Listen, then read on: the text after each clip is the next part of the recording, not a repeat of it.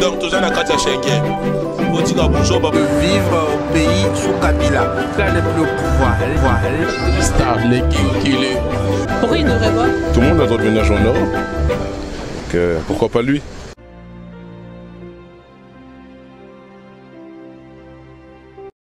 Je voudrais dire que je suis Sylvain Chikojimbumba, je suis professeur associé et professeur des universités.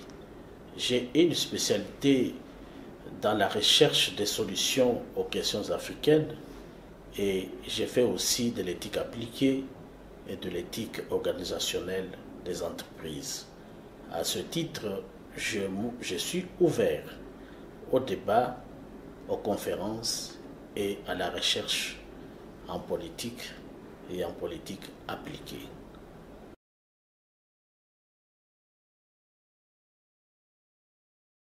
Oui, merci beaucoup pour la question, mais je pense que je suis de formation philosophique et de carrière aussi.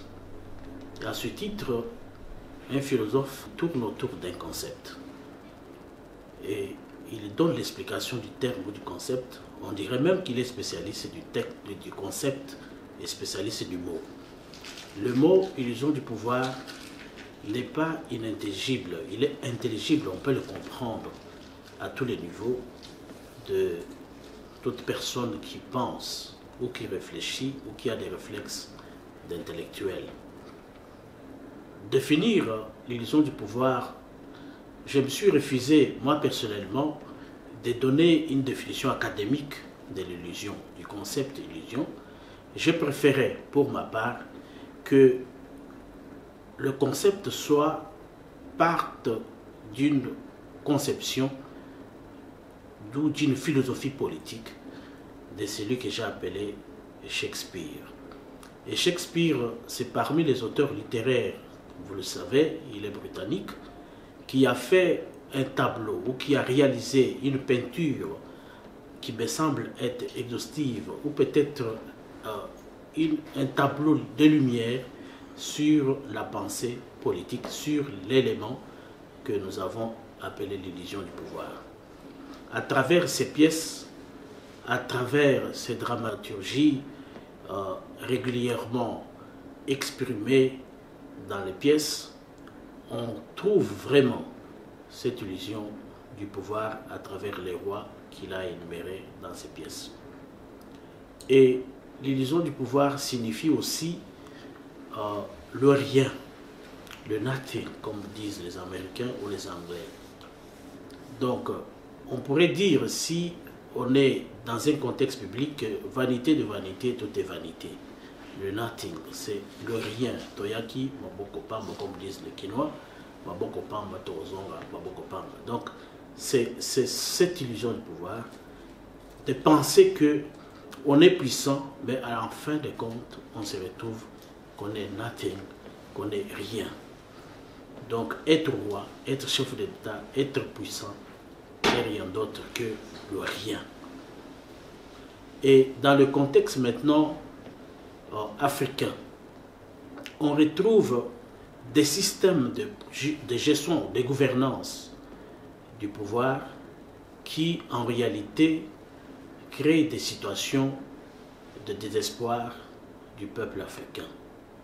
Puisqu'il faut que le peuple africain comprenne que tous ceux à qui nous avons donné le pouvoir, aujourd'hui, ont créé des situations de misère, de souffrance, de non-droit, de non-vie, de non-bonheur. Et là, les puissants qui sont là, qui gèrent ou qui régentent les systèmes, je voudrais parler des systèmes dictatoriaux, des systèmes autoritaires, arrivent aujourd'hui à s'imposer sur le peuple. Le peuple ne vaut absolument rien. Mais curieusement, ces puissants, ces figures emblématiques de la puissance du pouvoir, de la gestion du pouvoir, de l'ambition du grand, de l'absolu, se retrouvent aujourd'hui dans cette illusion. Et cette illusion peut se résumer par certaines situations. Par exemple, on arrive à la mort, puisque quelqu'un qui se croyait puissant et immortel, il se trouve finalement à la mort. Il y en a d'autres qui arrivent à être en exil, d'autres encore, ils sont en prison. Et là, toute puissance, ou tout être puissant, ou tout pouvoir puissant, fait l'expérience de la fragilité humaine. Je donne des exemples emblématiques dans l'ouvrage. Il y a par exemple, je prends le maréchal Mobutu qui était à l'époque, qui s'appelait le roi du Zaïre. Et aujourd'hui, le roi du Zaïre se retrouve emporté par sa puissance elle-même. Donc il fait l'expérience de la finitude, de la faiblesse humaine. Et il est mort en exil, dans les dunes, dénuement total. Nous prenons le cas de Zuma, qui est l'ancien président de l'Afrique du Sud. Ce monsieur qui avait dirigé le tout-puissant Zuma, qui prenait le plaisir dans la danse, dans la recherche effrénée de l'argent, du capital, et jouissant des plaisirs ou des privilèges du pouvoir, ce monsieur se retrouve aujourd'hui dans une situation où il doit répondre de ses actes au tribunal. Et finalement, je le souhaite qu'il soit aussi en prison. Un type comme ancien président, comme Omar el-Béchir du Soudan, le tout-puissant. Et aujourd'hui, cet homme se retrouve en prison. Il y a aussi un type comme Yahya Jammeh, qui était tout-puissant, qui a fait des choses extraordinaires en prenant en otage, on dirait même que c'était une prison à ciel ouvert, tout son peuple. Il se retrouve aujourd'hui en exil.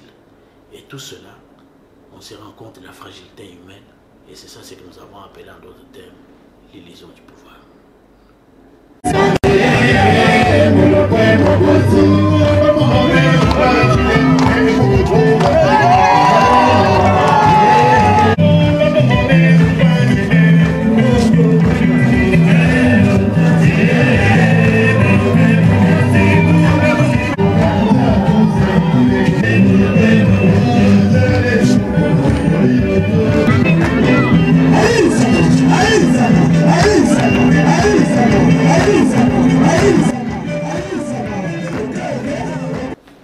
Je pense également que le langage politique fait partie même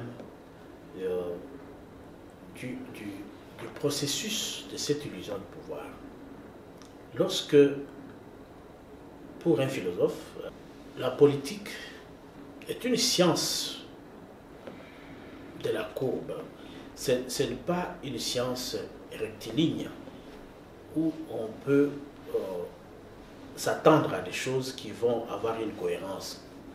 Mais nous pensons aussi que lorsque nous sommes dans la praxis politique, il y a un minimum du bonheur qu'on peut apporter au peuple à travers un certain langage. On peut promettre les choses et parfois les réaliser, parfois aussi ne pas les réaliser. Et lorsqu'on ne réalise pas les choses qu'on a promis, il y a ce que Austin disait, quand dire c'est faire, et quand on viole ce principe de cohérence dans la praxis politique, et ça pose effectivement problème. Et là, on tombe, on bascule dans l'illusion du pouvoir. Et donc, nous pensons que un homme politique qui a le sens du politique, c'est d'arriver à faire le bien pour le peuple. Et chaque fois, je me pose la question, où passe le bien faire politique d'un président de la République, d'un ministre, d'un gestionnaire public, d'un député, où passe son savoir, son bien-faire politique. Et là, je pose la question pour déboucher à la question d'éthique politique. Quelle est l'éthique? Puisqu'il s'agit ici d'une décision éthique individuelle lorsque on dirige un peuple, lorsque on a une responsabilité sur un établissement public, sur une gestion qui est une gestion pour le bien public, pour le bien du peuple. Et là, cette incohérence que celui qui a la responsabilité de gérer quelque chose pose le problème immédiatement de l'illusion, puisqu'à ce moment-là, on débouche ou on bascule vers la puissance. On veut se servir au lieu de servir l'autre. Est-ce que la responsabilité politique est toujours déjà un devoir inconditionnel de bien faire, de bien gérer. Le souci du bien de la communauté politique et historique d'un peuple. Oui, il y a un problème aussi d'éducation, justement. Notre peuple, la majorité de notre peuple, c'est une majorité de peu éduqués. Des gens qui sont peut-être incultures, hein, donc qui font l'expérience de l'inculture politique.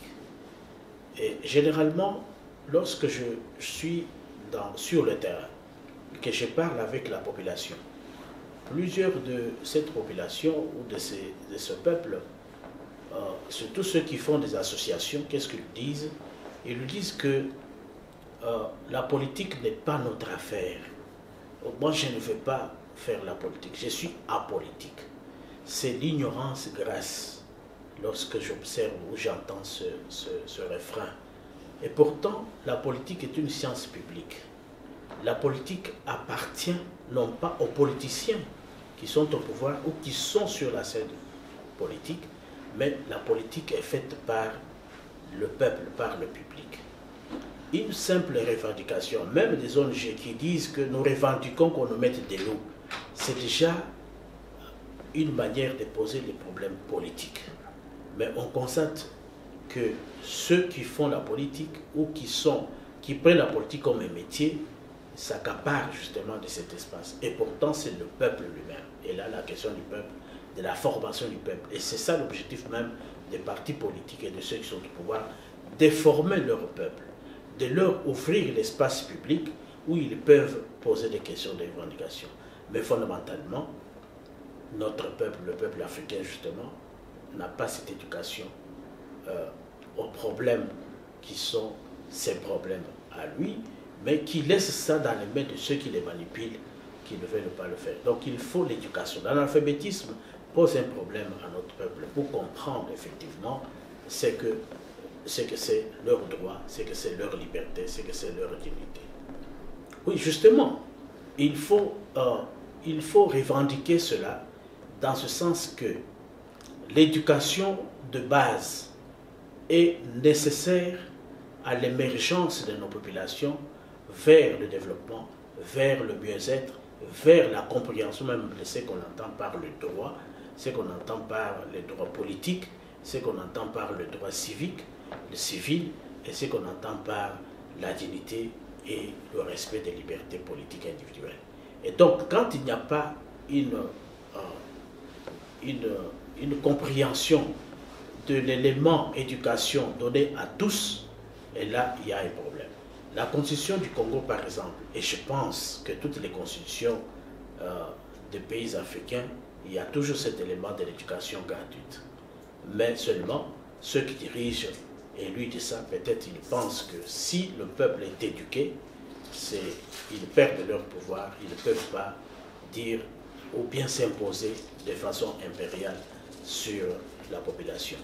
Vous voyez par exemple dans les pays occidentaux, et il y a des gens, quand la population est éduquée, ils peuvent dire à un enseignant, à un maire d'une ville que ce que vous dites, ce n'est pas correct.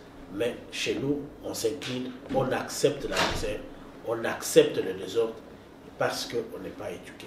Donc, l'éducation pour tous me semble être une voie royale pour pouvoir élever le niveau de compréhension et de gestion de nos pays. Oui, je pense que l'illusion du pouvoir peut s'appliquer dans tous les contextes. Ouais. Le contexte social est tout à fait le meilleur contexte où on peut s'appliquer la notion de l'illusion du pouvoir. Lorsqu'on pense que on peut vivre mieux, mais on se rend compte que cet espoir placé dans un individu, dans ses parents, dans sa femme, dans son mari, s'avère souvent, parfois on n'arrive pas à être satisfait. On peut se rendre compte de l'illusion. Dans une entreprise. Dans une entreprise, voilà. Dans une société, dans cela. Mais il faut être soi-même. Il faut partir de sa puissance personnelle pour arriver à quelque chose. Mais souvent, c'est toujours le rêve qui n'aboutit pas. faudra-t-il maintenant se dire, parce que mon rêve n'aboutit pas, qu'il faut abandonner? Et je pense que c'est là où il y a la notion d'espérance, la notion de la persévérance, la notion de l'espoir. Et vous allez vous rendre compte que dans l'illusion du pouvoir, le livre lui-même débouche sur, tout en disant que être roi, être chef de l'État, être chef d'une entreprise, c'est nothing, c'est vanité de vanité de vanité, mais il y a l'espoir qu'il faut toujours aller jeter toujours le filet dans l'eau, parce qu'on peut toujours un jour changer les choses. Oui, l'illusion du pouvoir n'est pas seulement une stigmatisation de ceux qui dirigent, c'est aussi un appel à faire mieux. C'est pourquoi nous disons qu'il y a un problème d'éthique individuelle pour ceux qui dirigent, ceux qui détiennent le pouvoir ou ceux à qui le peuple donne le pouvoir. Et donc je me dis aujourd'hui qu'il n'y a pas qu'une interpellation, qu'il n'y a pas qu'une dénonciation, mais il y a aussi un appel à un devoir d'abord de prise de conscience du bien faire pour le bonheur des autres.